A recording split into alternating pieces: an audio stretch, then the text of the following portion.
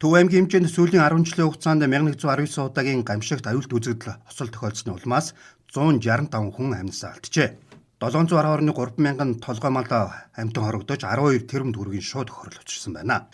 Үүнээс объектын галт төмөр хамгийн их буюу 50%, хүний үйл ажиллагаатай аюулт үзэгдэл осол 24%, биологийн гаралтай өвчлөлт 11%, ой хэрийн төмөр 9%, ус цагуурийн гаралтай аюулт үзэгдэл 5.1%, геологийн гаралтай аюулт үзэгдэл 0.9%-ийг тус эзэлжээ. Мөн сүүлийн 8 жилийн байдлаар буюу 2017-оос 2024 онд тохиолдсон аюулт үзэгдэл ослыг сумдаар нь авч үзвэл Эрдэнэ, Сэргэлэн, Зуумд, Мөнгөн мөрд сумд хамгийн их аюулт үзэгдэл ослын тохиолдол бүртгэгдсэн байна. Гамшигаас хамгаалах команд штабын сургуулийг Төв аймагт зохион байгуулж байна. Тэгээд энд бол манай Төв аймгийн 27 сумын засаг дарга нар удирдлага бие бүрэлдэхүүн дээр нь онцгой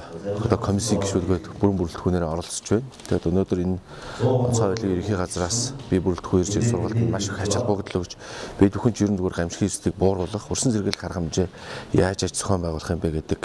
энэ зүйлүүдийг өнөөдөр энэ сургалтаас авч авна. Тэгээд өнөөдөр бүхлэг ганц өдрийн биш 3 өдрийн сургалт байгаа болохтой энэ нэлээдгүй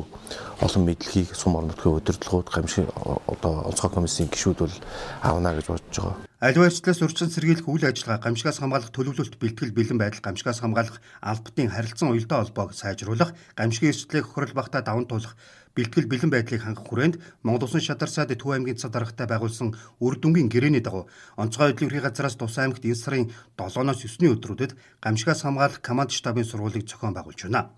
Гамшигаас хамгаалах команд штабын сургууль удирдах бүрэлдэхүүний танхимын сургалтаар өнөөдөр эхэллээ. Төв аймагт зохион байгуулж байгаа онцлог гэдэг маань одоо Төв аймаг нь Монгол Улсын бас том газар нутагтай 27 сумтай ингээд нийт 90,000 хүн амтай энэ том газар нутагт оршдог хүн ам ихтэй сурчдаг учраас бид бүхэн бас энэ үр дүнгийн гэрээ болон гэрээний биелэлтийг хангах хүрээнд бол гамшигаас хамгаалах команд штабын сургуулийг зохион байгуулж байна. Гамшигаас хамгаалах команд штабын сургуулийг бид бүхэн бас 5 дугаар сарын 7-оос 9-ний хооронд зохион байгуулж одоо төрийн болон төрийн хүмүүс байгууллага гамшигаас хамгаалах улсын албад тэдгээрийн харилцаа ажиллагаа уялдуулан зохицуулах тэр удирдлагын нэгдсэн тогтолцоонд нас анхаарч цаашдаа бас аливаа гамшиг осол эрсдэл тохиолдсон үед бид эрсдлийг бууруулах, урьдчилан сэргийлэх,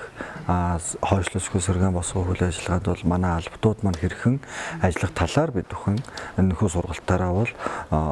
нийт албаныхаа удирдлагууд болон штабын нийт бие бүрэлдэхүүндээ бас мэргэжлийн ангийнхаа гишүүдтэй бас сургалтыг зохион байгуулахаар онцлог болж байгаа маа. Гамшигаас хамгаалах команд штабын сургуульд аймгийн бүх шатны цад дарга, онцгой комиссийн гишүүд, гамшигаас хамгаалах анги мэргэжлийн ангийн удирдах бүрэлдэхүүн, аж ахуй нэгж байгууллага болон бүх шатны сургалтын байгууллагын удирдлага, онцгой байдлын газрын бие бүрэлдэхүүн зэрэг 100 гаруй ажилтан албаагч оролцож байна.